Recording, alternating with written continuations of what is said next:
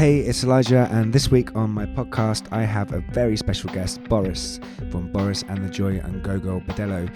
I had the great honour of supporting him at a gig recently and got to hear a solo set, and his new songs are incredible.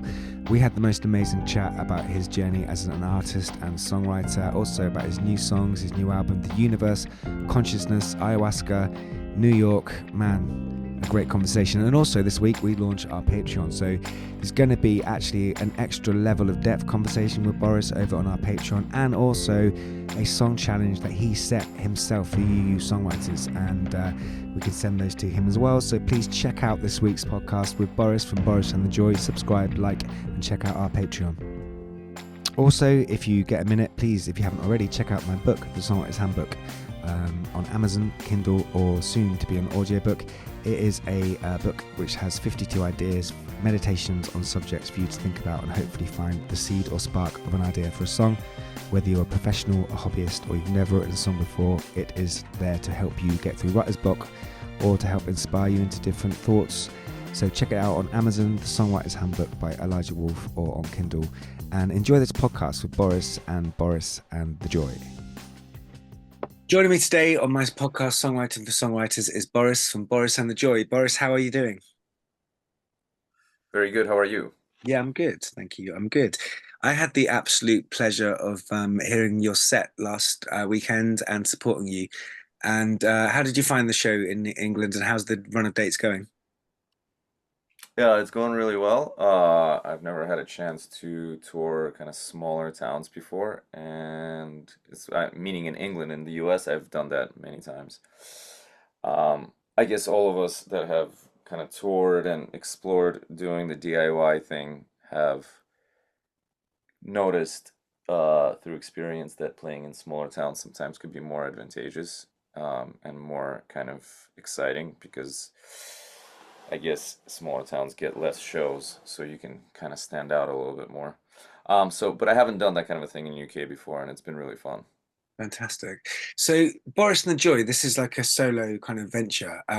What made you kind of decide to start this project and do this? So, I've always done kind of like a two-tier, how should we say it? Pursuit of music. One was as a player, and the other one as a artist and a writer. I originally set out to only be an artist, but I quickly kind of got to my late 20s and realized that I haven't made any money yet in my adult life. So I started playing with other bands and music directing and doing those kind of things, and I found a lot of kind of joy and just a lot of inspiration in that kind of work. And so I've always done both, and I've done a lot of things on like kind of like the mercenary side, or whatever you want to call it, the playing for other people's side. And Yeah. but alongside of that, I've always had original projects, and they were always bands. Yeah. And during COVID, I kind of reached a point with my band where I realized that I just wanted to push further and kind of really, really use the time that everybody's off to kind of reinvent and do more, kind of change everything, and almost start like a new venture. But I found that people were kind of handling the pandemic very differently from me, and a lot of people actually wanted to slow down, and Mm. some people wanted to get out of music, and et cetera, so forth. And so I just figured that I'd just continue on my own during COVID, and then I just launched this project, and then it kind of just, you know, Do, kind of became what it is. do you find yourself writing differently for you, just you on your own? Yes, and not so much that not so much that it's different from the intention that I've always had, but I always kind of had to please other people in the band, Yep. although I was always kind of the main writer. But you always kind of like, people in the band want to kind of stick to a specific vision that they have for the band, obviously, whether they're writing or not, or co-writing or whatever. And what I always wanted to do is, I wanted to have the most kind of well-rounded set of music. It's, from an early age, I was always attracted to bands like Queen and the Beatles because they had an enormous kind of diversity between Yes. all of their music. Yeah.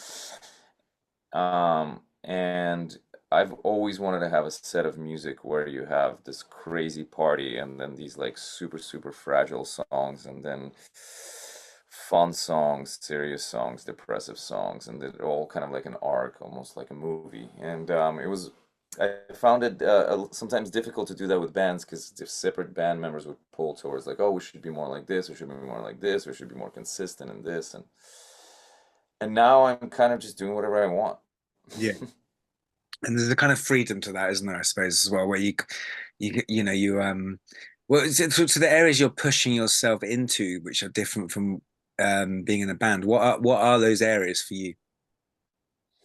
I really wanted to make more pop music all my life. I became a rock guy just kind of by happenstance. I love rock music, and I grew up with rock music, but I also really love pop and hip hop and jazz and all these things, and those are areas where I kind of studied a lot and kind of been kind of a player on a lot of those sessions and kind of shows, but never got to really create in.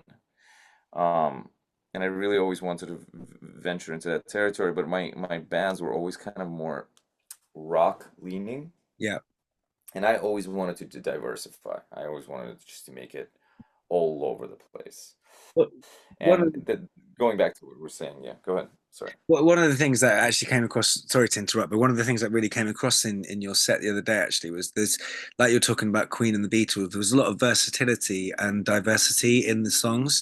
But the thing that really struck me, considering that some of these songs that we hadn't heard before, was the pop sensibility actually in the melody writing. Like I wouldn't describe it necessarily as like pop music, but the melodies were instantaneous, which is what pop to me what pop music is instantaneous hooks and melodies, and that was absolutely integral and really obvious in your set, which was great, to hear somebody open up a song in a really fragile way and then sometimes in a heavy way, but actually behind every song was this really great pop sensibility of writing. Well, number one, thank you so much for noticing, and it means a lot because that's really it's fun when you really try to do something and people actually pick exactly that, and you pick up exactly what it is that you're trying to do. Um, yeah, to me, the idea of pop doesn't necessarily mean like what top 40 pop is, let's say today, which I have nothing against. There's plenty of Yeah. stuff out today that's really interesting. Um, to me, I don't know, the kind of like I've always been more attracted to sophisticated pop. Yeah. Not to sound dated, but like I don't know, my when I think of the greatest pop band in the world is I think of the Bee Gees, you know, Yeah. and I think of like really intricate melodies, but then so striking at the same time Yeah. and danceable and so fun, or even something like Michael Jackson, just Yeah. like interesting melodies, unusual kind of chord structures, but so fun and so striking, and like you said, instantaneous. I think one of the things you're picking up upon there is the same way I think about those great mainstream pop artists. I think it's one of the hardest things to do, and it's the holy grail for me, and maybe for you too, of of like um, critically acclaimed mainstream pop, which is alternative and interesting, like the Beatles, like the Bee Gees, like Queen.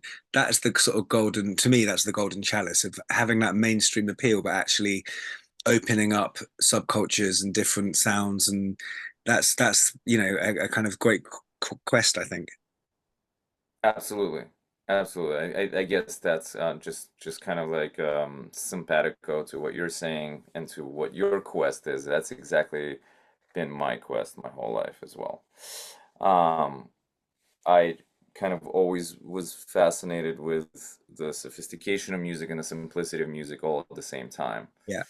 And Yeah, and one never kind of was more important to me than the other. I felt like they're kind of both Yeah, I agree. extremely interesting. Let me just ask you a quick. I mean, I am someone who thinks I've spoken to lots of songwriters and producers, and actually, when I've spoken to record producers, I've asked them the question: is there a characteristic of songwriters that they recognize? And one of the things they come back to me with is that the songwriter is a bit of an outsider and a bit of an observer. I'm interested to know whether coming from Russia to the USA and living in New York, whether a kind of slightly outsider perspective or someone who's observing coming from a different culture to another culture, do you think that has been an impact as a songwriter? Um, Absolutely. I think everybody's life journey is their release of their kind of um is their output, right? It's we're just kind of we're just kind of writing a soundtrack to this crazy existence that we all live, right? In a way. And I'm a big believer of collective consciousness, and I Okay. think collective consciousness exists both on a kind of universal sense, but also exists on a kind of smaller community sense. I feel like you also output things that are in your immediate community. Yeah. And I remember I remember I left Russia in 1991, but I remember coming back for a tour in 2013, and I had a chance to go on this kind of retreat with a bunch of kind of hippies, like Yeah. Russian hippies, to this like lake. And there was this moment when we were sitting around a fire, and everybody was kind of passing the guitar around and singing these like old Russian folk songs. And I remember that being such an incredibly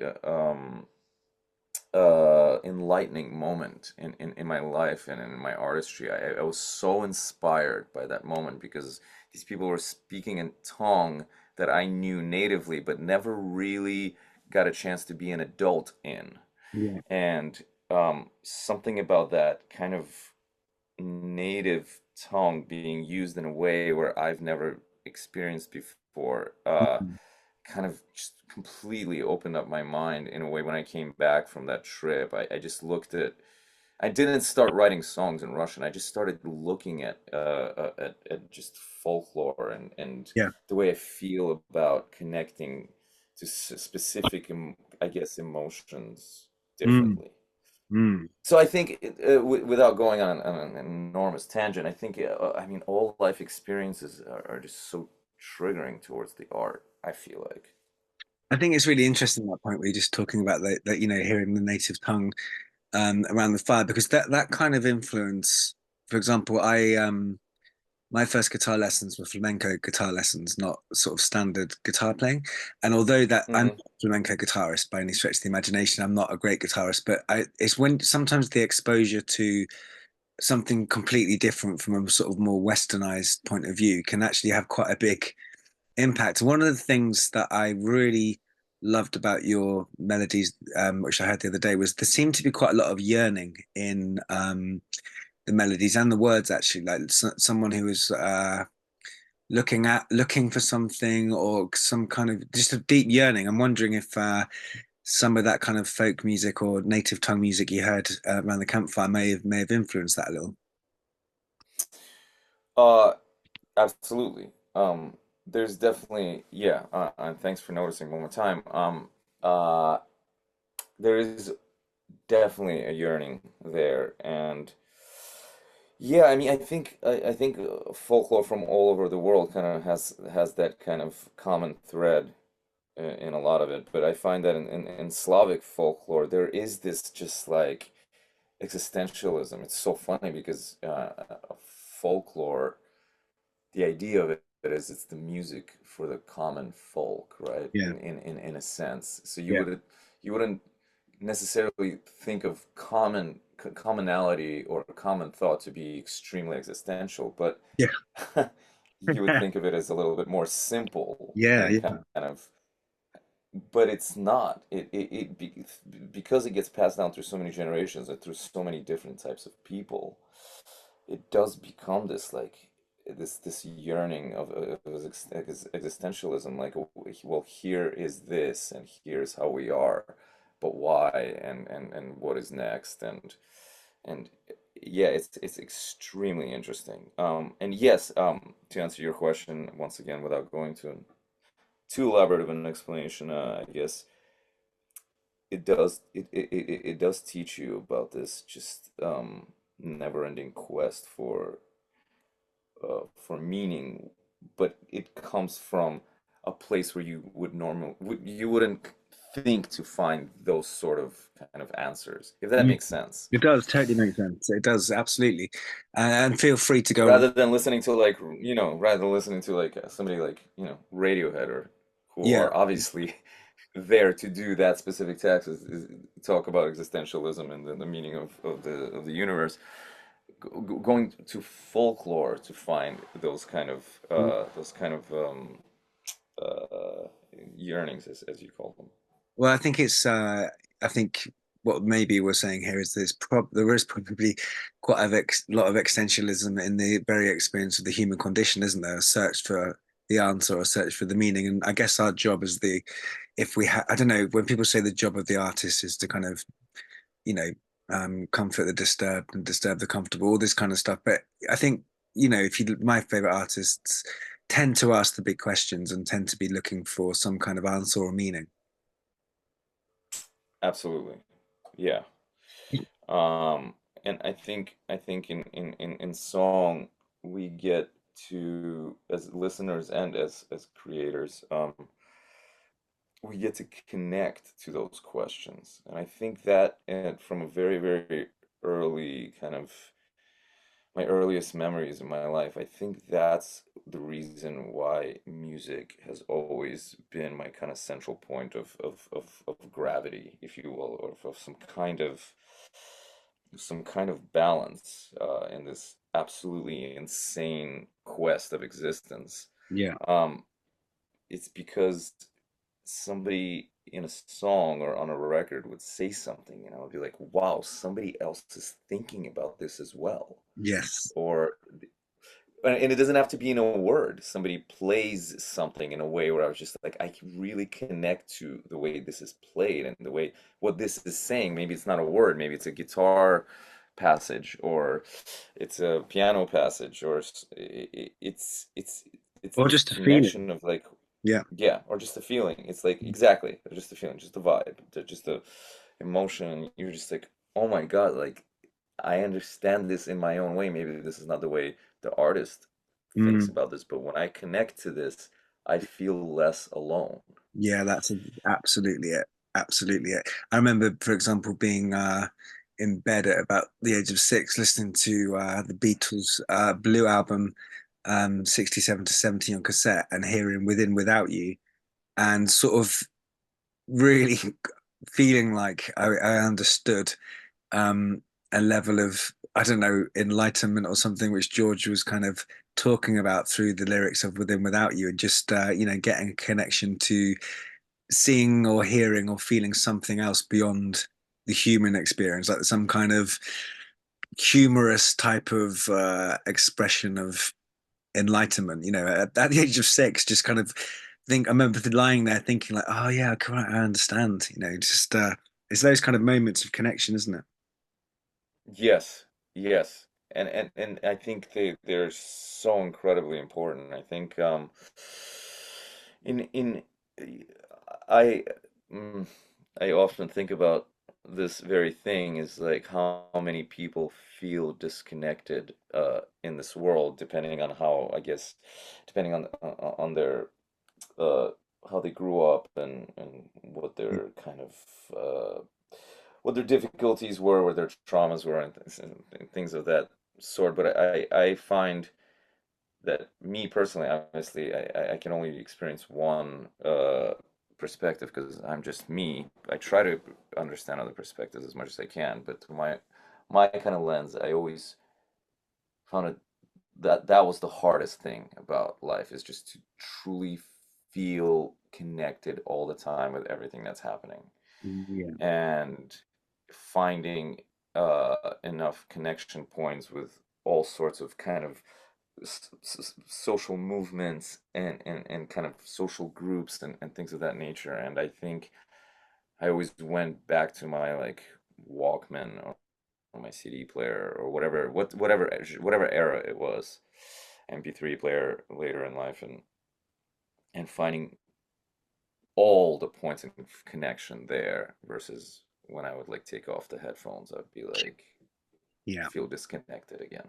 You've spoken a bit about collective consciousness, and I'm very interested in that myself. And so I wonder, I'm very much obviously part of this podcast series is that as a songwriter talking to a songwriter. So there's a bit of a kind of hopefully a bit of a flow of understanding. But one of the things that you spoke about in your set was about consciousness. So I'm interested to know where you think songs come from. Is it coming from you? Is it coming from somewhere else? Are you working with something else? What is the muse to you and how do you experience it? And could you explain it? Oh, this Elijah, that's really interesting that you asked this question. It's one of my favorite topics, Really? literally. Yeah, for sure. I did like a little seminar when I was on my last tour in University of Arkansas specifically about this because I just find this area of study really fascinating. Now I won't go ahead and say that I'm an expert at this as I think probably nobody is, Yeah. but I definitely am an extreme kind of I'm just so fascinated by it. And once again, I say this with a lot of like humility and humbleness, because I don't think anybody has these answers. But Mhm. from what I observe, Yeah. um, some of kind of the findings that I kind of start to lean towards is that it isn't fully individual, and maybe perhaps maybe 50% or maybe I don't know where the percentage lies individual, and I think a lot of it is collective consciousness. I feel like the more I do this, I feel like I'm almost like a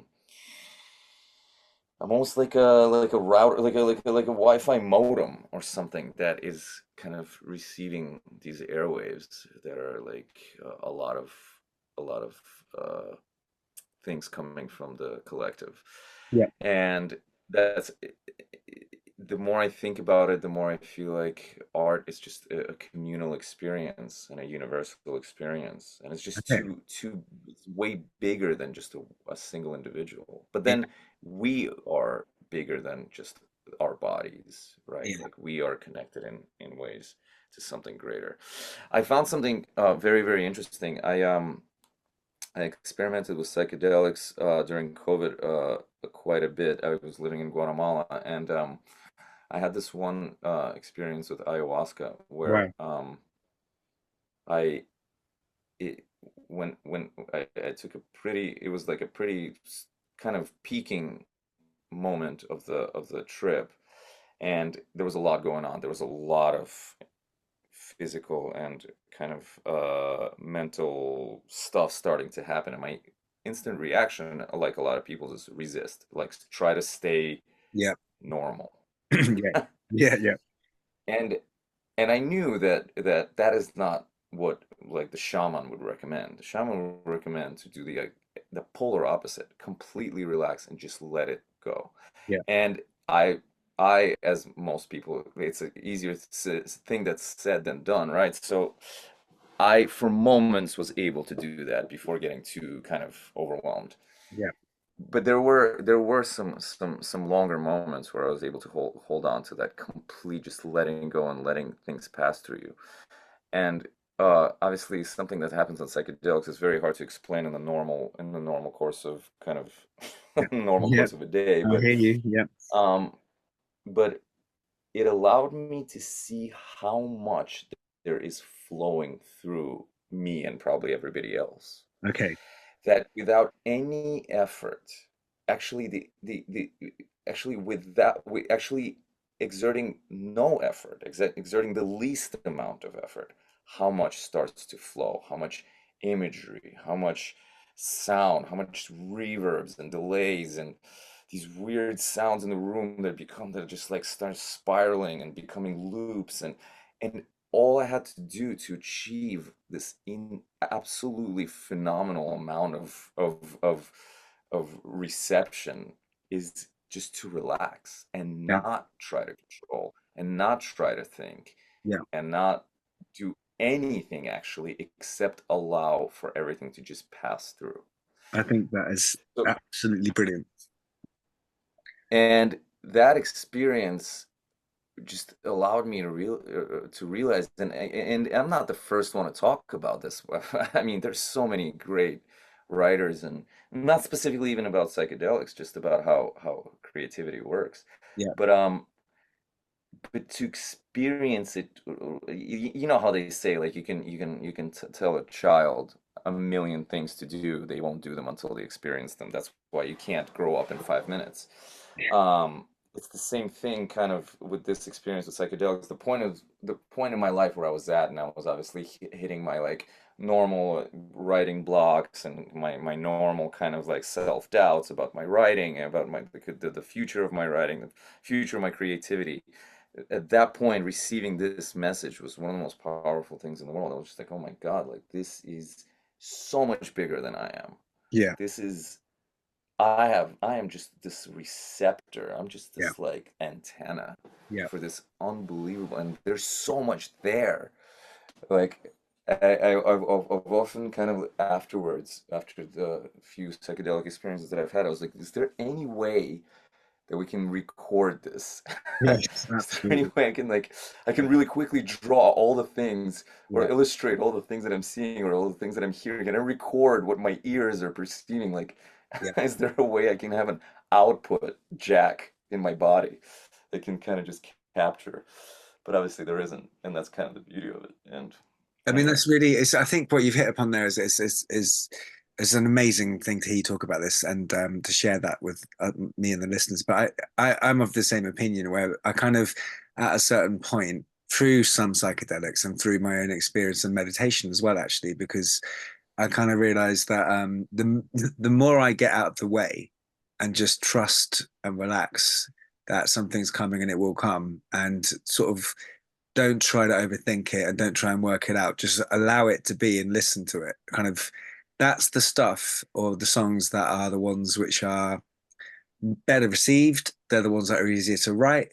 And they come through as like almost like entities or landscapes or films. And all I need to do is kind of when they arrive, pay them attention and then sort of get out the way. And the feeling I've now rather than sitting to write a song, my experience is actually more like, without being too much of a dick about it, it almost feels like it's possession. Like something comes in and I allow it to come in, and then it will go around my head for as long as it needs to sort of have its way with me to the point where it can be physically exhausting or physically or like anything else other than that is just so difficult to concentrate on, and then I'll capture it down and then it'll fly off, and it's just like there isn't really a lot of songwriting going on. It's more just like receiving. So I find it quite difficult to some extent think that any of it's me. It's more just like I am part of this thing that happens as a receiver or receptacle point. So I totally understand what you're coming from.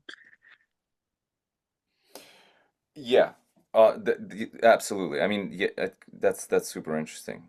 Exactly. And I have kind of like a lot of the same thoughts on it. I mean, the individuality is kind of like the filter or the sift or whatever you want to call it. And so I think there is a part of us that comes into it because we are, let's say if you go back to just like if you're some kind of a receiver, Yeah. right? You're a certain type of receiver, right? And like, Yes. right, there's like an AM receiver and there's an FM receiver, so every individual is their own type of receiver. So you're kind of sifting the information through your individual receptors. And I think that's where the individuality comes in and that's where art becomes extremely interesting. Yeah, Um, there's a signature of personal expression which is involved with it, definitely. yeah. Yeah, and it's that makes it very, very interesting. And your personal expression is probably very influenced by the expression of your lineage as well. Mm, If mm, like if we're just kind of like a leaf on a tree, yeah, then that tree is kind of significant to the leaf, right? It's like the lifeline of the leaf, and it's kind of like the bigger kind of extension of that leaf. So I guess that's where we get back to kind of the earlier question that you asked about like community and where you come from and things like that. It's I guess that's also part of your receptor. absolutely. So let's bring it back to, I mean, I could talk about this level of depth for hours, but one of the things I want to kind of um, ask you about is, a body of work, an album has a signature, it has themes, it has kind of certain reference points. So tell me about your new album, which is coming out. What are the kind of, where were you at? What were the influences? What was going on? What do you think the themes are? Tell me about this new kind of expression. Uh, so it's um going back to an earlier question. So during COVID, I started just completely working on my own, and I got into this thing where I always wanted to make more kind of pop music, or rather, it doesn't even have to have a name such as pop. I just wanted to make more, just more, just versatile music than just doing the rock thing that I kind of been sort of leaning towards the rest of my career. And I just started producing stuff on my own and started writing kind of things that I was normally was kind of scared to write or maybe leaning away from writing, and it just opened up this whole new chapter which I got really into, and I started working with this producer from the UK actually here in London, and we started kind of crafting out some of these songs. And basically, what happened is during COVID, this whole project started. We got into like a very, very thick project, hence why this has been taking a little bit of time. And it's only finally some songs are starting to come out, and we're not finished with a large portion of the album. Still, we're working on it. Great. Basically, what we've just came to is just this like a very interesting kind of mixture of these craftily kind of written songs with this really really unusual production, and maybe type of production you don't expect with this kind of music, but once you hear it you're just like, whoa, this is very suiting and very cool. Um, we're kind of almost at we're kind of making a record without sounding in any way comparing or any of that. I find it the easiest thing to kind of the analogy would be like kind of like a homogenic, if you're familiar with that Bjork record. Yes, I love It's that. like super super high detail of instrumentation and kind of electronic sophistication and things of that nature, but while still retaining really beautiful songs. Yeah, yeah. We got into that kind of a thing, and now we're just so deep in it that we're just gonna finish it. That sounds amazing. The way I present, sorry. That sounds amazing. Oh, it's really fun. It's really fun. It's just a lot of work, and we've spent so much. I've been flying back and forth and trying to raise money to kind of finish all of it, and it's gonna be incredible. It's just taken a little bit longer than I hoped for this record, but I don't know. I don't know. I was just I didn't want to make the same kind of record I've made before, and I really wanted to push the envelope, and I guess I really went for it, Who's, to who's say the least. can you announce who the producer is, or would you rather keep that to yourself? Yeah, yeah. His name is Bo Morgan. He is uh the drummer for a band called Halos. They're a London-based kind of very Very cool band. I would say they're like a modern kind of Depeche Mode Great. kind of sounding band, like pop, electronica, but with yeah, with really cool production. So he drums for that band, Brilliant. and that's how I originally met him because I'm good friends with the other guys in the band, and then we kind of met and started talking, started chatting, started trading some music, and then we kind of started this project. And there's another buddy of mine from also from that band, the guitar player. His name is Daniel Vildoso. That's also been producing on the album. And between Superb. the three of us, we've been putting this together, and it's really cool stuff. Very thick, a lot of stuff to kind of sort out still, but You we're know, getting there. I can really hear from the songs that it was a particular. I think was your second to last song of your set before Vultures, whatever the. I don't know if you can remember, but it was a new song. I think it was Mm. at home, and I can totally see that homogenic kind of detailed sort of sound, like being an absolutely perfect way to capture that kind of expression I heard you play live. Yeah, that's one of them. That's one of the ones we're really carving it in. Yeah, so there's a few ballads. I didn't play all of them, and yeah, we're doing a lot of kind of very interesting approaches to them, and really pushing the envelope is just a lot of work, and it's been taking a longer It time, takes a while. but It takes a while. You know, these things take a while. What you nailed something the other night, I thought, which is so if you're a solo act, there's that thing. I mean, you saw me play just an acoustic guitar and do the sort of more traditional thing. But one of the things that I've been thinking about for quite a long time is how to kind of take, you know, how to be as, you know, how to take a show and solo and make it bigger than just that kind of traditional approach.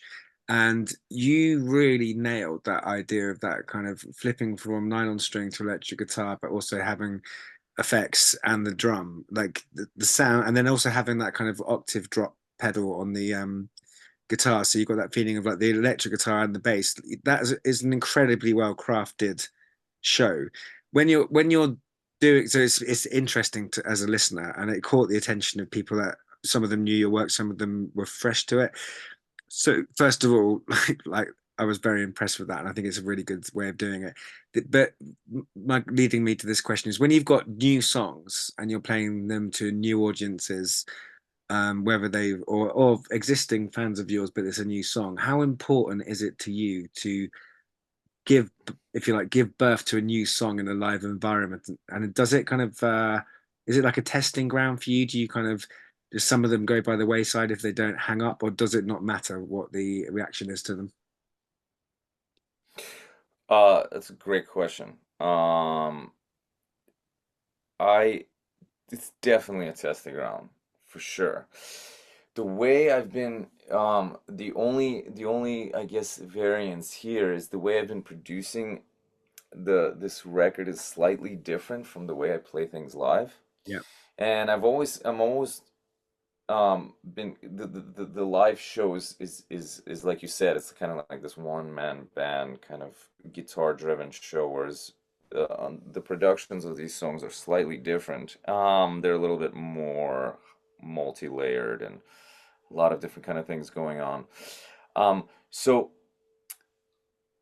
for this batch of songs, I've actually been kind of testing both Yeah. more than like in the past. When I was just playing with a rock band, the live setting was the test ground 100%. It's Yeah. like if this works live, this is what's gonna work, and that's how the songs kind of came together.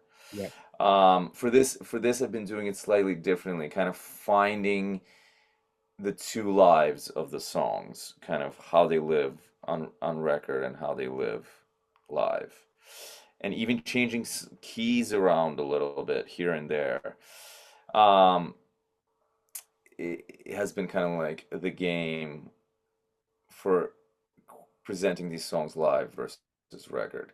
And sometimes I even think that I will, after finishing this record, I will release a live record Okay. because the songs are shaped slightly differently for live. Yeah. It could be another kind of way of looking at them, and it could be a cool, Yeah. different Definitely. perspective of the songs. And a lot of this is happening because it's not all planned. It's like, um, as soon as kind of COVID opened up, I just started touring, and first was with an acoustic guitar, and then I added the electric guitar, and then somebody let me try like a stomp box at one of the shows that was opening for this band, and they had this like stomp box, which was not a kick drum, but just like a stomper. And I started kind of messing around with that, and I was like, that's an interesting color. And then I started kind of like bringing a stomp box along, and eventually I forgot the stomp box at home one time, and I showed up to a club, and I was like, oh wow, what do I do now? And they were like, well, we have a kick drum, and I was like, okay, let's try that. Great, So great. then the kick drum came along, and then that was just like once I got the kick, I was like, I need some bass. Like now Yeah. I have now I'm like a band. I needed like some bass, so I started building this guitar that has two like outputs and things like that. When alongside of all of that, I'm making this record. It's almost like I said, like a homogenic kind of like an electronic record. So I was just like, it wasn't all none of this was planned very meticulously or perfectly. It's just the way it's kind of been happening. But I think it's going to be very interesting. The other thing is, I do plan to do some band performances, Okay, cool. um, in which we will kind of probably lean a little bit towards some of them, the record aesthetic versus this live one-man band aesthetic.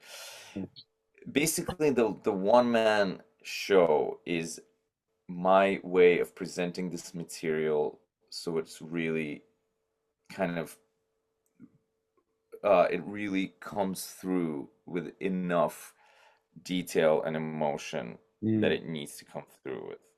Rather than being like, oh, we made this record, we have 10 guys in the band or girls and now we need to just everybody just needs to grab a part from the record and play it. Like, you know. Yeah, yeah. And and quite frankly, when bands do that or take a record and try to play it live, a lot of times the same thing kind of almost happens. You end up kind of, oh, that actually doesn't work live, or this part actually needs to be up the octave, or this should be played on a different instrument. And you start rearranging things anyway. Yeah. So this is kind of just a more like dramatic version of that because I'm just by myself. So I just have to grab the most important things, throw them on a guitar, no matter what they were played on, on Yeah. the record, and just make it work. Fantastic. Um, what kind of what's your I mean we've spoken a lot here about collective consciousness and things, but like what do you have like a within that idea of receiving and being a receptor, do you have like a kind of habit of songwriter, or do you have a kind of pattern that you notice when songs come through? Is there a kind of sort of Boris approach to kind of writing a song? I do have my way of going about it. I'm always trying to change it because I'm just, I don't know, I'm always I think all of us that are writers and any sort of innovators or creators or whatever you want to call us, um, we're always trying to kind of find that new next great thing. Yeah. Um, so I'm never trying, I try not to stick within one kind of modality, although there is one that generally works for me and it's I try to find kind of a color. Yeah. So if like if somebody was to paint something, rather than saying now I'm gonna paint a mountain or a tree, maybe at first they just throw some like purple, you know, tint on the page, and then they're like, oh, well, this is actually a cloud or Yeah. whatever it can be. So for me, it's just kind of I normally write with an acoustic guitar with a nylon string because I find them just to be so much kind of prettier, especially for versatile. Not prettier in a subjective in an objective way. Prettier kind of there's more kind of different colors you can pull out of a nylon string. Yeah. I feel like you can play it 15, 20 different ways and get so Very many true. different colors out of it. Yeah. That's why I like them for writing. So you can play like you can play dark on them, you can play bright on them, you can smack them, you can kind of play very softly. They're very versatile instruments. Um, so I normally write with a nylon string, and I just try to find like exactly like I was saying with the painting, just throw some paint at the wall. Just try to find like a color Yeah. first, just like maybe it's a note, maybe it's a chord, maybe it's just a repeating motif, and then just kind of close my eyes and try to like sing it or sing around it, or just follow it, just follow that kind of meditation, as we try to just follow our breath, or follow like the third eye, or whatever your method of meditation Yeah. is just kind of that going back to what we were saying with the flow of creativity, that the way it flows through you, coming from we don't know where, is the same thing. It's just kind of like creating a color and then just seeing what starts to wrap itself around it automatically, and Fabulous. trying to find all those automatic points. I love that. I love that. If you could have a question that I ask every songwriter, if and it will change from minute to minute and day to day, but if you could have written any song, what song do you wish you could have written? Oh wow. Here, There, and Everywhere. What a great choice. Jesus, what a great choice.